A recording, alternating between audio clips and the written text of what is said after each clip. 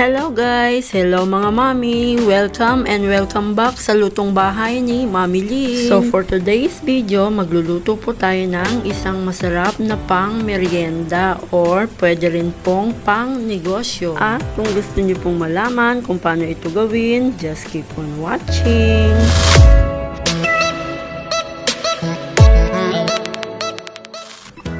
Sa recipe po na ito, gagamit po tayo ng loaf bread. At ngayon po, tanggalin po muna natin ang gilid ng ating bread. And mga mami, huwag po natin itatapon ang ating pinagtabasan dahil ayan, pipinuhin ko po o gagayatin ko ito ng pino at isasama ko ito sa ating palaman. At ngayon po, pagsamasamahin lang po natin ang ating mga ingredients. Sa ating tuna, gumamit po ako ng San Marino tuna flakes in oil. San Marino, baka naman. And ang ating medium size chopped onion. And then, sunod na rin po natin ang ating corn and ang ating sliced mushroom. And mga mami, any brand po ng tuna ay pwede dito. And then, next po ay ang ating bread crust or ang ating pinagtabasan. Ayan, tapos haluin lang po.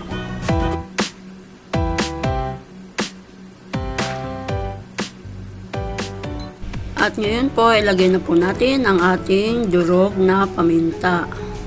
Ayan.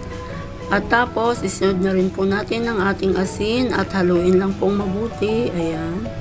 And then, sunod ay ang ating mayonnaise. Ayan. And mga mami, hahaluan ko nga rin po pala ito ng chili flakes. Masarap po yung medyo maanghang. At kung ayaw nyo naman po ng maanghang, pwede rin naman po itong wala. Ayan, haluin lamang po mabuti. At parang kulang pa po ang ating mayonnaise, kaya lalagyan pa po natin ito ng konti pa. Ayan. Para po mas lalong sumarap at creamy ang ating tuna. Ngayon po, tikman na po natin. At kung okay na po, atin na po itong iset aside. And then next po, ipa-flatten naman po natin ang ating bread gamit ang ating rolling pin. At pag wala po kayong rolling pin, pwede naman po ang baso or ang bote. Basta po, linisin lang po nating mabuti. Ayun. Mga guys, idiin lang po ng bahagya para po talagang siguradong flat po ang ating bread.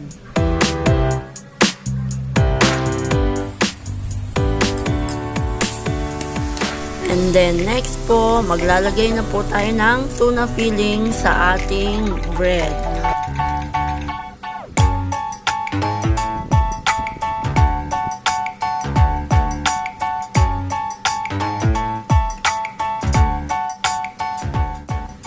At lagyan lang po ng egg ang bawat side at isisil po natin ito gamit ang tinidor.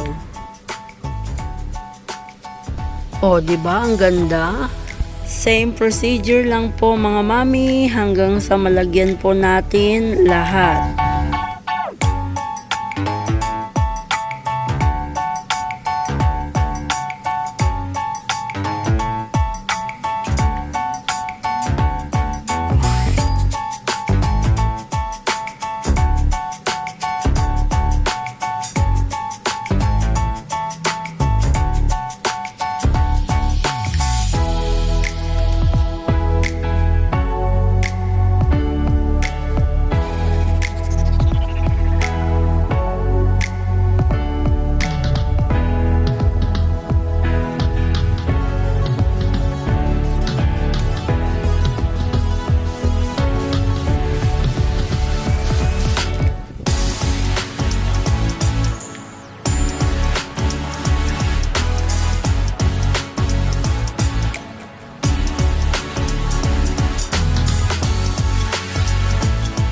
Ayan mga guys, natapos na po ang ating pag-assemble ng ating tuna bread. Ngayon po, i-dip naman po natin ito sa ating itlog.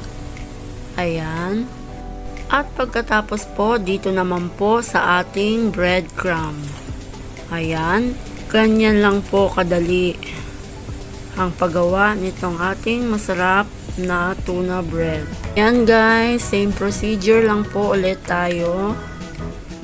And mga guys, huwag nyo na lamang pong pansinin ang boses ko. Ang importante po ay ma-share ko sa inyo ang mga recipe na alam ko. Hirap man po akong magpaliwanag ay okay lang po yun. May kanya-kanya man po tayong paraan ng pagluluto at ito naman po yung sa akin.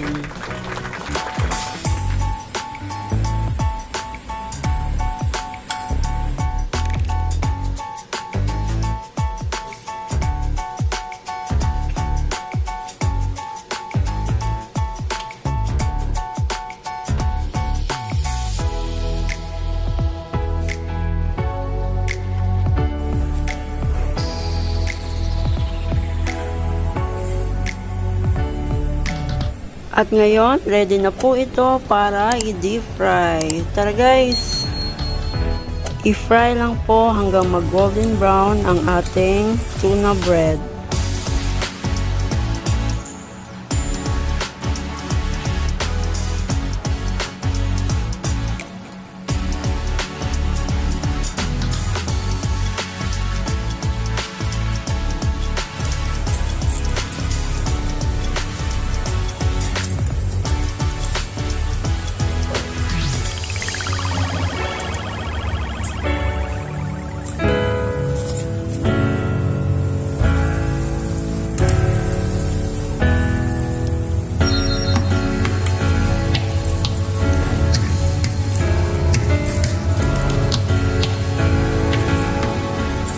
And now it's done, our cheesy and creamy tuna bread. Ito na po ang ating masarap na pang merienda at pang negosyo na rin po. Ang magiging presyo po nito ay depende po sa lugar at sa kung magkano ang ating mga ingredients. Tara guys, kain po tayo. Wow! Ang cheesy at ang creamy. Sarap. Ayan guys, siguradong magugustuhan nyo to. Try nyo na po.